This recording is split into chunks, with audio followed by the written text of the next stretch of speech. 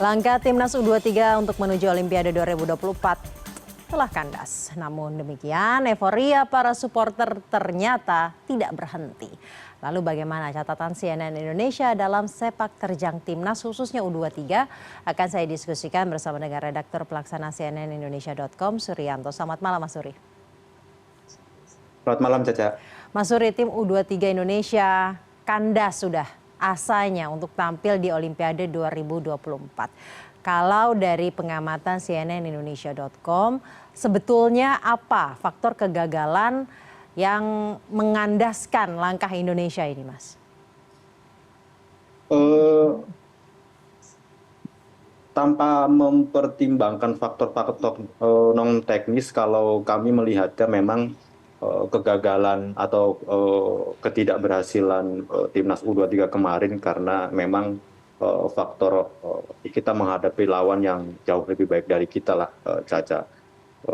Kita terbukti karena saat 3 pertandingan terakhir itu kita kalah lawan Uzbekistan, lalu berlanjut kita kalah lawan Irak, dan kita kalah lawan di playoff lawan Guinea atau Guinea kemarin. Ya memang karena faktor pemain lawan yang jauh lebih baik di atas kita ya, dari sisi peringkat setidaknya. Lalu dari sisi statistik saat bermain kemarin itu juga mereka bukan jauh lebih baik, mereka lebih baik gitu kan. Walaupun memang di lapangan kita bisa bermain sangat baik dan bisa mengimbangi lawan-lawan yang dari sisi kualitas itu di atas kita gitu loh. Kita perlu ingat bahwa ketika kita melawan Uzbekistan kemarin gitu loh, statistik kita itu kalah dari Uzbekistan, tapi kita bisa mengimbangi mereka. Saat lawan Irak yang peringkatnya jauh di atas kita bisa unggul lebih dulu. Irak dengan susah payah itu bisa menang melalui babak perpanjangan waktu gitu loh. Lalu ketika lawan Guinea mereka hanya bisa menang 1-0, itu pun dengan gol yang sangat kontroversial dan berujung wasit mendapat banyak kecaman dari publik kita gitu kan. Jadi secara umum ya tanpa mempertimbangkan faktor-faktor non teknis soal kontroversi keputusan wasit itu, Caca, ya memang mau tidak mau memang kita harus tetap meningkatkan kualitas dan kapasitas permainan kita sehingga ke depan ketika kita memang pasang target lebih tinggi atau memang kita ingin mewujudkan mimpi untuk bisa tampil di Olimpiade atau memang ingin tampil di Piala Dunia gitu loh. Ya memang kita harus bisa meningkatkan kualitas permainan kita dari semua aspek. Itu sih Caca. Jadi ya memang kita harus mengakui kemarin lawan lebih baik sehingga kita belum bisa lolos ke Olimpiade lah kemarin itu, Caca. Dan dengan kata lain, walaupun kalah sebenarnya upaya Timnas U23 ini layak untuk diapresiasi, seperti itu ya Mas? Sangat layak diapresiasi, Caca.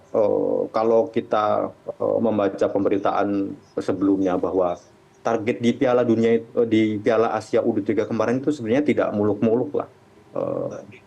Perlu kita ketahui ini sebuah sejarah pencapaian timnas U23 ketika kita bisa lolos ke fase final kejuaraan Piala Asia U23. Terus kita juga masuk di pot 4. Pot 4 itu bisa dibilang adalah tim terlemah yang biasanya itu menjadi ladang poin atau bahkan lumbung gol bagi tim-tim tim lainnya. Terus kita juga satu grup dengan raksasa-raksasa Asia seperti Qatar yang tim seniornya sudah masuk ke Piala Dunia kemarin. Terus kita lawan Australia yang juga langganan Piala Dunia. Kita juga lawan Jordania gitu loh. Tapi fakta berbicara lain ketika kita bukan hanya bisa mencapai target lolos grup gitu loh, tapi kita juga kan bisa lolos grup dengan bisa mengalahkan Australia 1-0, bisa mengalahkan Jordania menang telak 4-1. Kita lolos grup dan kita bisa bukan hanya lolos grup, kita juga bisa masuk ke babak semifinal dengan mengalahkan tim mungkin bisa dibilang salah satu tim terbaik Asia, Korea Selatan saat itu, sehingga kita bisa masuk ke semifinal. Jadi menurut saya tidak ada alasan untuk kita tidak mengapresiasi timnas U23 ini gitu dengan capaian yang selama ini. Apalagi kita juga lihat permainan mereka di lapangan, kinerja pemain dan pelatih itu sangat layak diapresiasi. Kalau saya sebagai penonton sepak bola, Caca, melihat permainan timnas kemarin itu bukan dari sisi bukan hanya hasilnya saja, tapi lihat bagaimana permainan timnas di lapangan itu sangat sangat bisa dinikmati. Proses-proses golnya juga bisa kita nikmati. Jadi sangat tidak membosankan walaupun memang hasilnya masih di luar harapan kita semua. Tapi ya menurut saya sangat layak bisa diapresiasi lah pencapaian yang didapat oleh timnas U23 ini, Caca. Di tengah layaknya mengapresiasi pencapaian yang didapatkan oleh timnas U23, tapi kita tidak bisa menutup mata, Mas. Supporter juga banyak yang mengkritik pemain timnas akibat kegagalan ini bahkan di media sosial. Kemudian sejumlah pemain di media sosialnya juga balas nih mengkritik para supporter timnas Indonesia yang tidak bisa mendukung, justru memberikan mental support di saat timnas kalah. Bagaimana Mas melihat hal ini? Publik kita kan itu sangat besar ya, Caca. Kalau melihat dari sisi populasi, kita kan jumlah populasi kita itu kan hampir bisa dibilang kan setara, hampir termasuk 4 besar kan kalau nggak salah kan, selain Amerika Serikat, Cina, India, dan Brasil. Tapi bagaimana negara-negara besar itu, kecuali India pasti ya, bagaimana negara-negara besar itu prestasi sepak bolanya itu bisa dibilang bisa mendunia gitu loh. Publik sepak bola kita sangat besar, tapi selama ini tidak didukung dengan capaian prestasi timnas kita. Wajar ketika harapan publik sangat tinggi ketika timnas kita berlaga. Sudah cukup lama kita tidak menorehkan prestasi di dunia sepak bola. Kita belum bicara Asia. Di level Asia Tenggara saja kita sekarang mungkin baru bisa dibilang baru bisa menyamai dari sisi permainan, Caca, bukan dari sisi gelar. Dari sisi permainan baru bisa menyamai Thailand atau Vietnam yang memang cukup baik permainannya di level Asia Tenggara.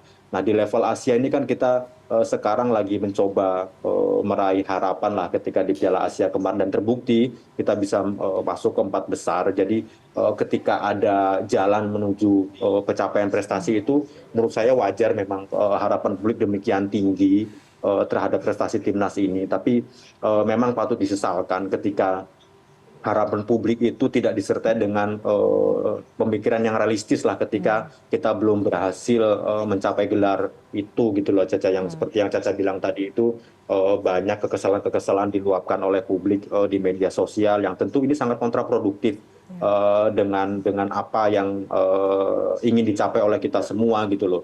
Apalagi kalau memang nanti itu bisa mempengaruhi mental atau psikologis pemain gitu loh. Apalagi kalau sampai kekesalan-kekesalan itu diluapkan di media sosial melalui komentar-komentar yang bernada rasial seperti pasca kekalahan kita lawan Gini kemarin, Caca, itu tentu sangat disesalkan. Jadi ya memang harapan tinggi semestinya tidak mempengaruhi pemikiran yang harusnya kita realistis saja lah. Semuanya butuh proses. Kita tidak bisa instan begitu saja timnas kita tiba-tiba bisa menjadi juara di level Asia atau bahkan menjadi yang lebih besar lagi. Kita harus lebih realistis lagi, Caca, dalam memberikan dukungan ini. Apakah itu artinya, Mas, sebenarnya supporter timnas ini belum mencapai titik kedewasaan yang dibutuhkan? Karena supporter merupakan pemain ke-12 yang tidak bisa dinafikan. Ini merupakan booster mental dan psikologis yang begitu besar agar para pemain timnas bisa bermain dengan baik. Apakah ternyata memang kedewasaan itu belum maksimal? Menurut saya yang harus ditingkatkan bukan hanya kapasitas pemain saja memang, Caca, tapi kedewasaan supporter kita memang harus juga ditingkatkan. Bayangkan saja misalnya mimpi kita bersama timnas kita masuk ke Olimpiade atau bahkan Piala Dunia itu tercapai, tapi supporter kita di media sosial meluapkan hal-hal yang kontraproduktif, atau ketika menonton Piala Dunia melakukan hal-hal yang dianggap tidak sesuai atau bahkan dianggap melanggar aturan. Kan tentu itu kontraproduktif dan tentu bisa bikin malu gitu loh, Caca. Jadi ya mari bersama-sama mendukung timnas Indonesia dengan cara yang sportif, dengan cara yang produktif, sehingga dukungan itu benar-benar menjadi sebuah penyemangat atau menjadi sebuah faktor yang positif bagi timnas kita. Supporter benar-benar menjadi pemain ke-12 yang bisa memberikan dukungan penuh dari luar lapangan kepada pemain untuk bisa memenang pertandingan, bukan malah sebaliknya gitu loh Caca. Bagaimana ceritanya misalnya komentar-komentar yang kontraproduktif di media sosial justru malah bisa mempengaruhi pemain dan hal tersebut terbawa di dalam lapangan. Justru itu kan sangat sangat tidak bagus gitu Caca. Jadi ya mari bersama-sama ketika kita menuntut pemain meningkat kapasitasnya, permainan juga dari sisi level juga meningkat. Mari bersama-sama juga penonton juga harus lebih dewasa dalam menyikapi apa yang terjadi di lapangan. Baik, Tentu Mas Suri. harapan kita semua sama lah untuk Ya. timnas ini melambung lebih jauh lah. Target selanjutnya dikatakan ingin mencapai Piala Dunia.